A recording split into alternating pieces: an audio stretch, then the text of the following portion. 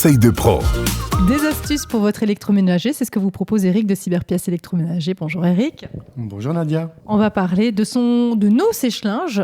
Pourquoi entretenir notre sèche-linge et surtout par où commencer?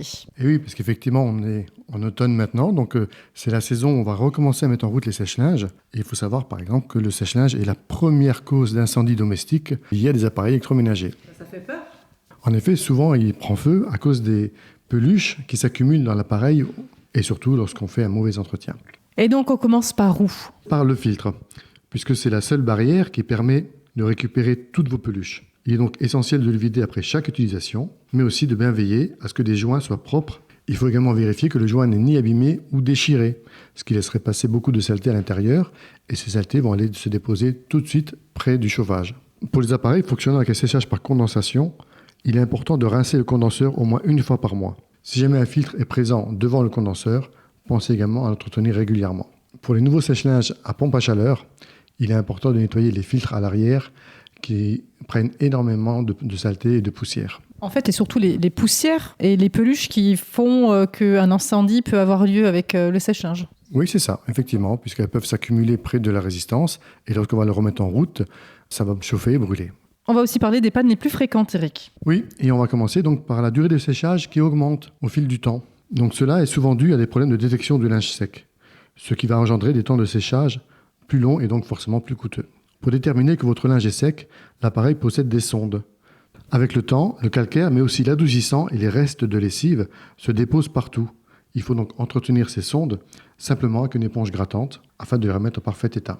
On a aussi une panne qui est assez récurrente, qui est le linge qui est beaucoup froissé en fin de programme. C'est généralement dû à une surcharge lorsqu'on met trop de linge dedans. C'est pour ça qu'il ne faut jamais dépasser la capacité qui va dans un lave-linge, même si le volume est beaucoup plus grand. Et également, il faut éviter de laisser le linge après le séchage pour pas qu'il commence à se froisser en restant au fond. Si vos temps de séchage sont beaucoup trop longs, vérifiez également la vitesse d'essorage de votre machine à laver.